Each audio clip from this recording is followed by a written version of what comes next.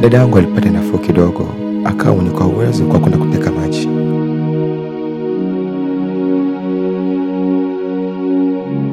Ndipo pale nilichukua maamuzi ya kumwacha bila kumshirikisha chochote, maana hangeweza kuniruhusu kutoka pale nyumbani, na mimi ndio nilikuwa kila kitu kwake.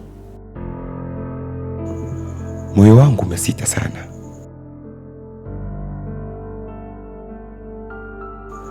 Maswali mengi kichwani, kwenda au nibaki, hadi nikachanganyikiwa.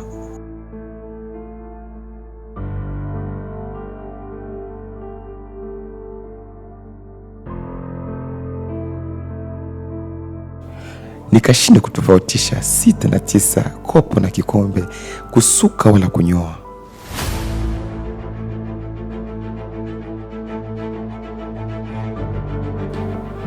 Mawazo mengi mno.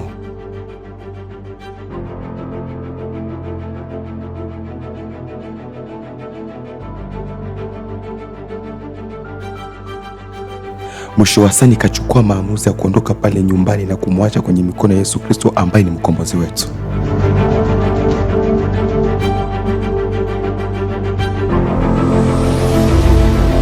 Hilo ndio linafanya mimi kuwa hapa, sababu nimeona kubaki karibu yake sitomsacha chochote, na mimi sina moyo wa kuona maumivu dada yangu nifunge mkono. Na hata hali hiyo jitokeze, sina kunifanya nifungue mkono nikiwepo karibu yake. Vyote vinaomba pesa, na mimi sina pesa. Ndio sababu mmenifanya niwe hapa nipambane kiume. Ila maisha ya hapa pia kwangu nakuwa kesi kabisa. Ulifanya vizuri, ila upande mwingine vibaya, maana kumwacha mgonjwa peke yake si vizuri. Ukaribu wako kwake pia ni tiba, inampa furaha, na mwenye furaha huwa huongeza siku zake za kuishi. Ukipata pesa hapa na unarudi unakutana dadako amefariki, hiyo pesa itakuwa na maana gani?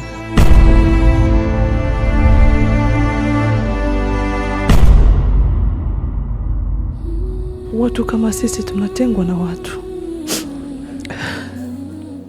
sababu magonjwa haya yanaumwa, yanatabirika kifo chake hata kwa sekunde moja, mtu anapoteza uhai. Kaka, usinichoke na magonjwa yangu. Sitakuacha dada, nitakuwa nawe bega kwa bega mpaka tutakapopata nafuu. Nitapambana, nitahakikisha unakuwa sawa, na kama ukifariki, hilo andiko litatimiwa ukiwa kwenye mikono yangu mimi, maana mimi ndio mtu pekee unabaki naye mwenye mapenzi na wewe kwenye hii dunia. Nakupenda sana dada. Wewe ni Mungu, Mungu wa bahari, Mungu wa bahari.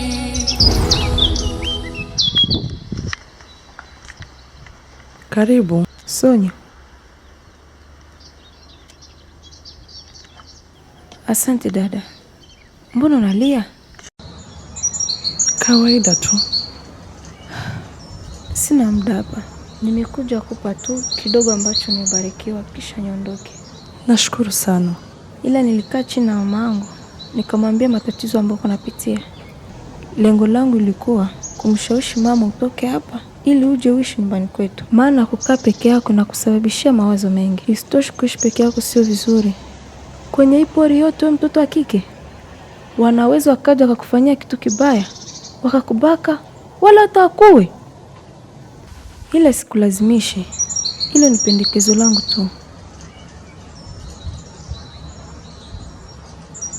Wazo lako sio mbaya, ila naomba unipatie muda nijifikirie. Nitakupatia jibu. Okay, sawa. Unataka kupika nini? Kuna miogo ambayo nimetoa huko shambani, ndio nilikuwa nataka nipike. Oh, sawa, mimi naondoka. Kwa hiyo hausubiri hata uende unakula? Hata ingine siku. Sawa, nashukuru. Bye.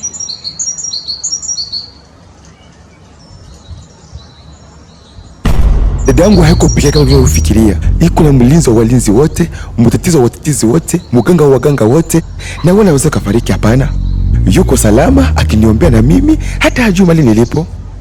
Nina imani nitakapopata pesa nitarudi, nitamkuta, nitamtibisha na atakuwa sawa kwa uwezo wake Yesu Kristo. Na wala hata nimkuta ameshapona, maana Mungu wetu ni Mungu wa maajabu.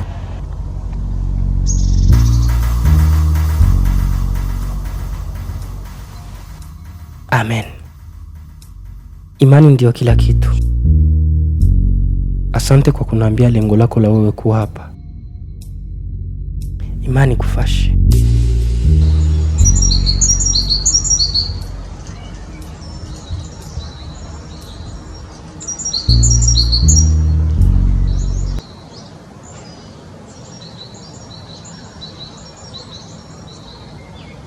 Shikamoo mama. Maraba, unatoka wapi? Natoka kumwona dada Sonia. Oh, anaendeleaje? Anaendelea vizuri, japokuwa nimemkuta analia. Kubaki peke yake inachangia katika maumivu ya moyo na msongo wa mawazo, lakini akiwa na mtu wa kumwongelesha na kumtanilisha ni moja ya tiba mawazo. Hata mimi nilimwambia hivyo. Mbona kuja naye? Nilimwambia, akasema kwamba atadiwaza kisha atanipa jibu. Najua atakubali tu. Tabia yake hata kwenye kwaya sio mtu akubali vitu haraka haraka. Haya, sawa.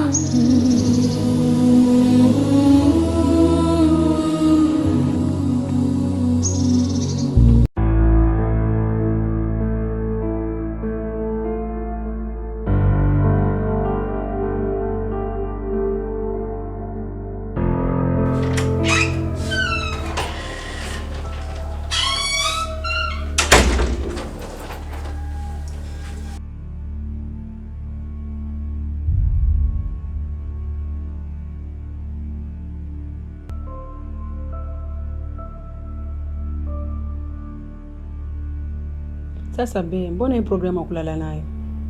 Ndiyo, lakini nimekwambia kama ni emergency imetokea, na mimi sina kipingamizi. Isitoshe nimepigiwa simu na bosi mkuu mwenyewe be.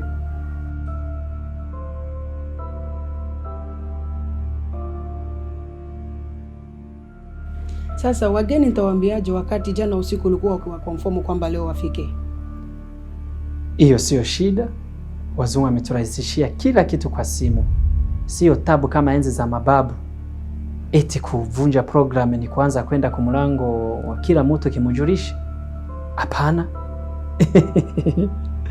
Simu zipo, group la WhatsApp lipo, ni message kidogo tu na kila mtu anapata ujumbe wake.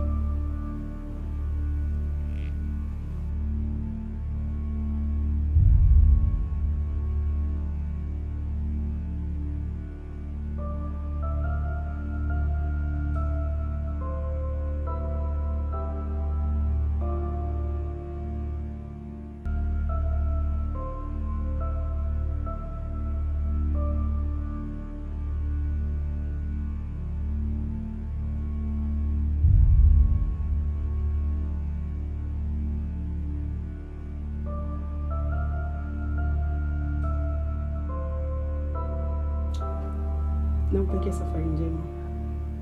Asante.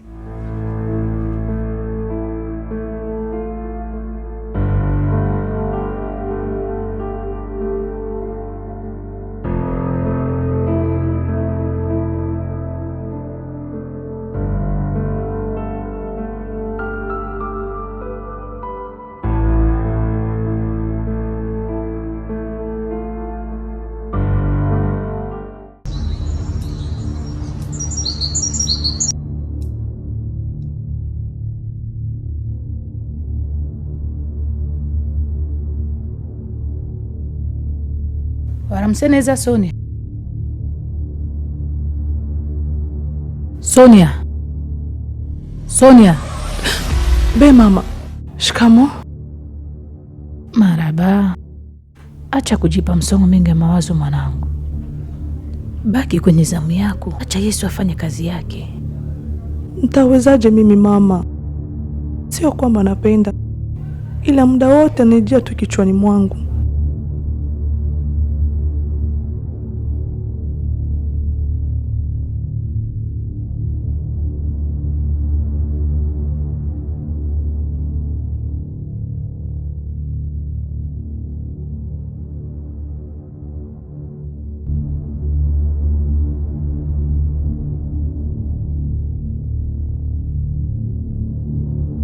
Pole sana. Acha nikupe njia za kutumia ili ya kudhibiti msongo wa mawazo. Moja, maombi ya kushukuru. Maombi haya ni ya kushukuru Mungu kwa mema aliyokutendea. Unaweza kuyaorodhesha kwenye karatasi na kuyasoma. Hii husaidia kuondoa mawazo ya kulalamika na wasiwasi ya baadaye. Akili yako itatambua kuwa Mungu aliyekutendea haya atakutendea na hilo unalolipitia. Maombi ya kushukuru husaidia kutuliza akili na kupunguza msongo wa mawazo. Pili, kupumua kwa kina. Kupumua polepole na kwa kina husaidia kupunguza msongo kwa kudhibiti mfumo wa neva wa parasympathetic ambao una jukumu la kutuliza mwili. Fanya mazoezi ya kuvuta pumzi kwa sekundi 5. Ushikilie kwa sekundi chache afu achie polepole. 3, kuimba. Nasikia hata siku hizi kanisani hauimbi. Hapo umefanya makosa sana. Maana kuimba ni tiba ambayo watu wengi hawaitambui, au kusikia wimbo uliotulia usio na midundo mingi. Mziki mtulivu ni tiba, husaidia kupunguza mvutano wa mwili na kudhibiti kiwango cha msongo. 4, kuandika shukrani. Kuandika shukrani ni kuandika vitu ambavyo Mungu anavyokutendea siku kwa siku. Husaidia kuhamisha mtazamo wako kutoka kwa msongo hadi kwa mambo mazuri katika maisha yako. Hii inaboresha hali ya jumla ya furaha na kuridhika. Ndio maana neno la Mungu linasema tushukuru kwa kila jambo, maana Mungu ndiye mwenye majambo. Asante sana mama, nitajitahidi kuyafanyia kazi. Na Mungu akusaidie. Tulisimama mbele ya bahari, jeshi liko nyuma yetu, lakini Mungu alifungua njia.